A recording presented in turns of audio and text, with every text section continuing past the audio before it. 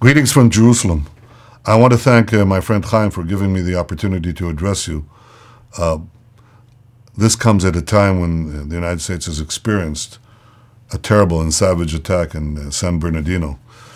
And I wish to offer the condolences of the people of Israel to the families, the aggrieved families, and of course send our wishes for a speedy recovery to the wounded.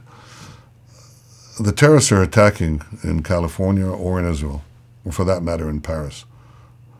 They're attacking the very values that we hold dear: freedom, tolerance, diversity, all the things that define the value of life and society in our eyes. They find anathema. And that's why they attack us. I think, too, that this is what makes us strong. They think that we are hedonistic and weak. We're actually very strong societies, very resilient, because of the very values that they despise so much. And these values are what makes the bond between Israel and the United States, the American people and the people of Israel, so strong. It's that identity of values, those very values that are under such fierce attack today. I think nobody should underestimate the resilience and power of our societies. Nobody should underestimate the United States. It was and remains and will be the leader of the world precisely because it is so rooted in the values that make societies great. And these are the same values by which we live, and that's why nobody should underestimate Israel, and nobody should underestimate the strength of our alliance. It's strong, and it will be even stronger in years to come. And I appreciate the President's willingness to forge a new agreement between Israel and the United States, a 10-year MOU to strengthen Israeli-American cooperation and strengthen Israel's security with American support. I think everybody in Israel appreciates that, beginning with me. We face today two challenges that I'd like to briefly discuss with you. One is a global challenge of the battle of militant Islamic terrorism that plagues not only the Middle East, but increasingly Europe and the United States and Asia, everywhere, Africa.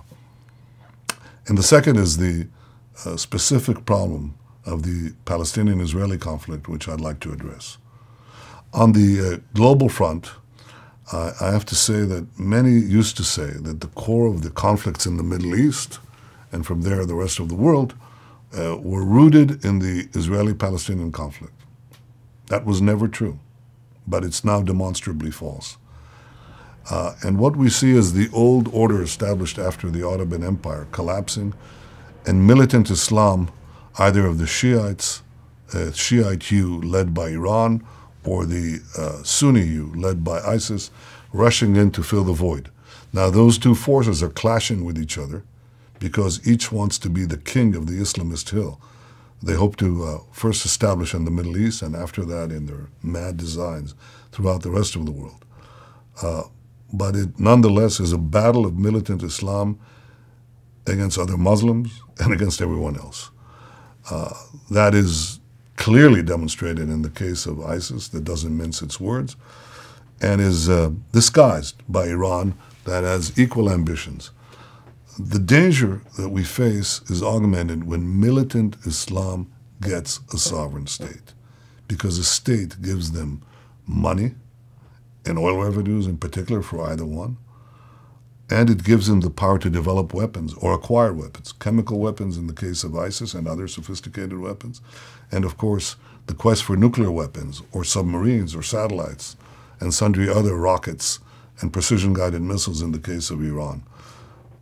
These battles, these forces are battling each other now over the soil of Syria, and our position has been, my position has been not to intervene, because an ISIS-dominated Syria is bad, and Iran-dominated Syria is bad. I think that our policy has been, therefore, not to try to strengthen one at the expense of the other, but weaken both. But in any case, my policy has been non-intervention with two exceptions. The first is humanitarian. We were among the first countries to offer humanitarian aid to Syria. We established a field hospital right next to the border of our border at the Golan, and have taken in thousands of Syrians who've come in astounded.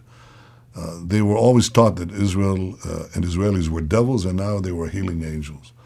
And the second thing that I've decided to do is to make it clear that Israel will not tolerate the use of Syrian territory for passing lethal weapons to Hezbollah, to open up a war front against us in Lebanon, or to use Syrian territory for attacks against us, or to enable Iran to build a second terror or military front against us from the Golan or anywhere else in Syria. These are clear principles which we uphold. I've expressed also to President Putin of Russia that these are principles that we'll continue to uphold, and that it makes sense that Russia and Israel have deconfliction. We've done that, just as the United States has done that. But it's very important for me to stress that Israeli policy will continue along the lines that I've just outlined. If I look at the world overall, the core of the conflicts in the Middle East, that is the battle between early medievalism and modernity, is the battle that is being waged now around the world. And the advanced countries in the world, the civilized countries of the world, have to make common cause to contain and ultimately defeat militant Islam. Deep down, human beings want to have freedom. And I think that desire and the technology of freedom, the spread of information, will ultimately defeat militant Islam, just as it defeated another murderous ideology bent on world domination, Nazism. In the case of Nazism, it took down about 60 million people and a third of our own people before it went down. And this cannot allow to happen again. I think it won't happen again, one, because we have the historical antecedents, and two, because we have the state of Israel as far as the Jewish people are concerned. We will not allow any one of these violent medievalist forces to threaten our country and threaten our people. Insofar as the Palestinian-Israeli conflict is concerned, I think there is another misunderstanding. People have long said that the core of this conflict is the acquisition of territories by Israel in the 1967 war. That's an issue that needs to be addressed in any peace process, as is the question of settlements. But it's not the core of the conflict. In Gaza, nothing changed. In fact, instead of getting peace, we gave territory and got 15,000 rockets on our heads. We took out all the settlements. We disinterred people from their graves. And did we get peace? No. We got the worst terror possible. I think that happened earlier, too, when we left Lebanon, and people said, well, if you leave Lebanon, then Hezbollah will make peace with you. And in fact, we got 15,000 rockets from there, too. And so people are naturally saying, look, if we want a solution vis-a-vis the Palestinians in Judea, Samaria, and the West Bank, how can we ensure that this doesn't happen again? Well, in order for us to ensure that it doesn't happen again, we have to address the root cause of the problem. Why has this conflict not been resolved for 100 years? Why has it not been resolved after successive Israeli prime ministers, 6 in fact, after the Oslo Agreement, have offered to make peace, have offered the Palestinians the possibility of building a state next to Israel? It's because the Palestinians have not yet been willing to cross that conceptual bridge, that emotional bridge of giving up the dream, not of a state next to Israel, but a state instead of Israel. And that's why they persistently refuse, not only Hamas in Gaza, but the PA.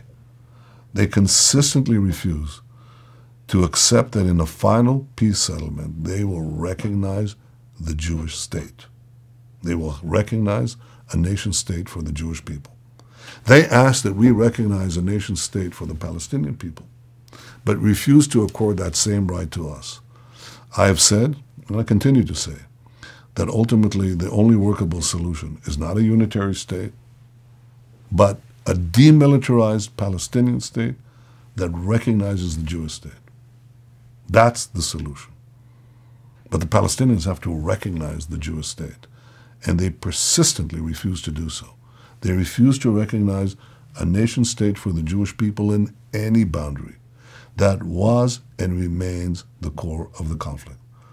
Not this or that gesture, or the absence of this or that gesture, but the inability or unwillingness of the Palestinian leadership to make the leap. You got a hint of that the other day when Abu Mazen spoke about the occupation of Palestinian lands for the last 67 years. Did you hear that? Occupation of Palestinian lands for the last 67 years? 67 years ago was 1948. That's when the State of Israel was established. Does Abu Mazen mean that Tel Aviv is occupied Palestinian territory? Or Haifa? Or Beersheba? He refuses to fess up to his people and say, it's over. From their point of view, what they say are the borders they wish, the final borders they wish. They refuse to recognize that they will have no more claim on the territory of the Jewish state, that they will not try in any way to flood it with the descendants of refugees.